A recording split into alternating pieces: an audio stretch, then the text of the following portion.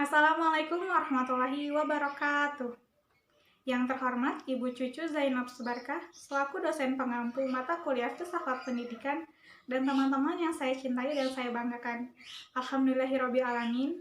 Marilah kita panjatkan puji dan syukur atas kehadirat Allah Subhanahu wa Ta'ala, karena atas berkah, rahmat, dan karunia-Nya lah kita dapat berkumpul pada siang hari ini untuk melaksanakan perkuliahan.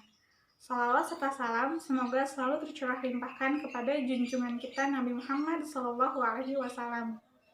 Pada siang hari ini, kami dari kelompok 2 akan mempresentasikan mengenai 3 landasan kajian filsafat. Sebelumnya, izinkan kami untuk memperkenalkan diri. Kenalkan, nama saya Fitri selaku moderator, dan saya ditemani oleh 2 rekan saya, yaitu Ilma Salma Sania dan Firly Syafila. Langsung saja kita ke pembahasan yang pertama mengenai landasan ontologi yang akan disampaikan oleh Firly. Kepada Firly, saya persilahkan. Ini saya akan menjelaskan tentang landasan ontologi. Ontologi adalah the theory of being co-being atau dapat diartikan teori yang membahas tentang ilmu yang ada atau berada. Dalam ontologi membahas sebuah keberadaan secara universal, yaitu mencari inti dalam setiap kenyataan yang meliputi segala realitas dalam berbagai bentuk. Ontologi juga dapat disimpulkan sebagai pengetahuan tentang yang ada, yakni ilmu yang menjelaskan mengenai prinsip yang paling mendasar atau paling dalam dari segala sesuatu yang ada. Ontologi dalam pendidikan dapat diartikan sebagai ilmu yang mempelajari realitas atau kenyataan konkret secara kritis, baik berupa jasmani maupun rohani. Dasar ontologi ilmu ini membahas mengenai sebuah pertanyaan yang mendasar, misalnya berbicara mengenai apa yang ingin diketahui ilmu atau apa yang menjadi bidang telah ilmu. Objek telah ilmu dalam ontologi bersifat empiris dan mencakup segala kehidupan yang dapat diuji oleh panca indera. Macam-macam ontologi dan pendidikan. Yang pertama ada teologi. Teologi adalah keyakinan bahwa yang menciptakan alam semesta ini ialah Tuhan Yang Maha Esa. Setiap yang hidup akan kembali kepadanya dan akan mempertanggungjawabkan perbuatannya di dunia. Pendidikan akan selalu mempertimbangkan hubungan manusia dengan Tuhannya. Ada kosmologi. Kosmologi terhadap pendidikan adalah mengisi kepribadian manusia dengan realita fisik. Siswa harus mengenal alam yang menjadi tempat hidup, mengenal lingkungan, mengenal hukum-hukum alam, dan hukum-hukum kausal sehingga mengerti akan keteraturan di jagat raya ini. Yang ketiga, ada manusia. Pendidikan dalam arti luas adalah usaha membantu manusia merealisasikan dirinya, memanusiakan manusia. Pendidikan membantu manusia menyingkap rahasia alam, mengembangkan fitrah yang memiliki potensi untuk dikembangkan, mengarahkan kecenderungan, dan membimbingnya demi kebaikannya dan masyarakat. Baik, di sini saya akan menjelaskan mengenai landasan kedua dari kajian filsafat, yaitu landasan epistemologi. Epistemologi ini berasal dari bahasa Yunani yang terdiri dari dua kata, yaitu episteme dan logos, di mana episteme ini berarti pengetahuan, sedangkan logos berarti bahasan. Jadi, dari pengertian tersebut, dari definisi kata tersebut, kita dapat mengetahui bahwa landasan epistemologi ini membahas mengenai pengetahuan. Nah, teori ini mengenal asal-usul pengetahuan dan merupakan alat to know untuk mengetahui dan means yang merupakan alat-alat yang menjadi kata kunci dalam proses epistemologis.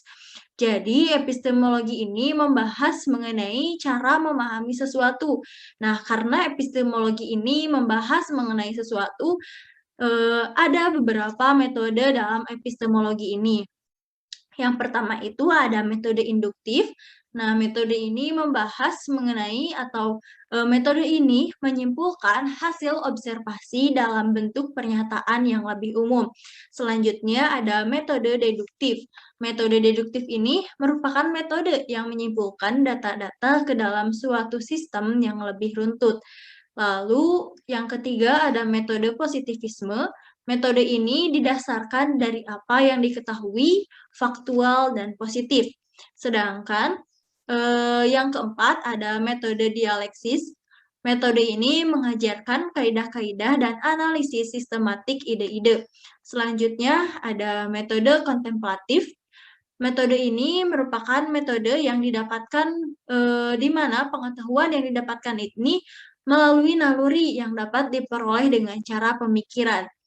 Nah, dengan adanya landasan epistemologi ini, kita dapat mengetahui bagaimana cara kerja dari suatu pengetahuan tersebut, lalu bagaimana hakikat pengetahuan atau ilmu pengetahuan tersebut.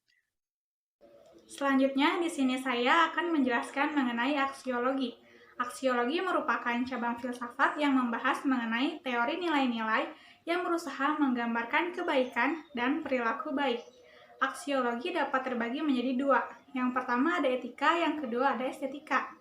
Etika merupakan perbuatan manusia yang dapat dilihat dari baik atau buruknya. Yang kedua ada estetika, yakni keindahan dapat dilihat dari sesuatu hal.